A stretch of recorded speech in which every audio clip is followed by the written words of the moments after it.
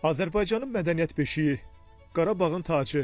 Bu qədim şəhər özündə tarixin, incəsənətin və qəhrəmanlığın izlərini daşıyır. Şuşa hər zaman xalqımızın qəlbində xüsusi yer tutub. Onun azadlığı üçün illər boyu mübarizə aparılıb. 2020-ci ilin payızında Vətən müharibəsi zamanı şanlı ordumuzun rəşadəti sayəsində 28 illik işğaldan azad edilən Şuşa, Azərbaycan xalqının iradəsinin və qəhrəmanlığının təntənəsi oldu. Şuşaya gedən yol uzun illər boyu davam edən mübarizənin, əzmin və inamın yoludur. Xalqımız hər zaman Şuşanı azad etmək arzusuyla yaşayıb.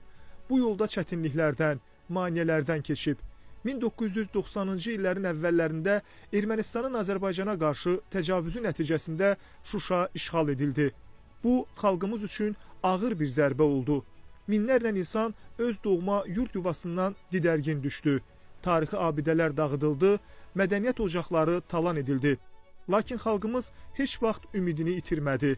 Şuşanın azad olunacağına inam hər zaman qəlblərdə yaşadı. İllər ötdükcə Azərbaycan gücləndi, iqtisadiyyatı inkişaf etdi, ordumuz modernləşdirildi. Ulu öndər Heydər Əliyevin müdrik siyasəti və onun layiqli davamçısı Prezident İlham Əliyevin qətiyyətli rəhbərliyi nəticəsində ölkəmiz hərbi gücünü artırdı, beynəlxalq arenada mövqeyini möhkəmləndirdi. Xalqımızın qəlbində isə Şuşa həsrəti daha da alovlandı.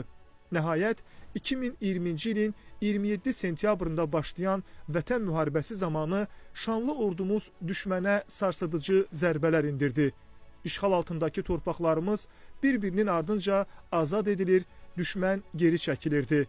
Şuşa əməliyyatı isə bu müharibənin ən parlaq səhifələrindən biri oldu. Ordumuzun cəsur əskər və zabitləri çətin coğrafi şəraitdə, qayalıq ərazilərdə, düşmənin güclü müqavimətinə baxmayaraq Şuşaya doğru irəlilədilər. Düşmən üçün gözlənilməz olan bu əməliyyat qısa müddətdə uğurla başa çatdı. 8 noyabr 2020-ci il tarixində Azərbaycan Prezidenti Ali Baş Komandan İlham Əliyev Şuşa şəhərinin azad edilməsi xəbərini bütün dünyaya bəyan etdi. Bu xəbər bütün Azərbaycan xalqını sevincə boğdu.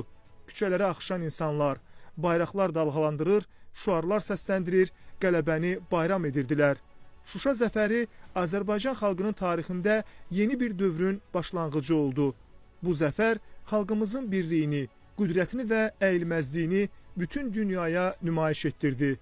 Şuşa zəfəri həmçinin Vətən müharibəsində qazanılan möhtəşəm qələbənin təməlini qoydu. Bugün Şuşa azaddır.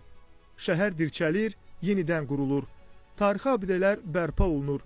Yeni infrastruktur yaradılır, mədəni həyat canlanır. Şuşa yenidən Azərbaycanın mədəniyyət mərkəzinə çevrilir. Şuşaya gedən yol isə artıq azadlığın, qələbənin və qürurun yoludur.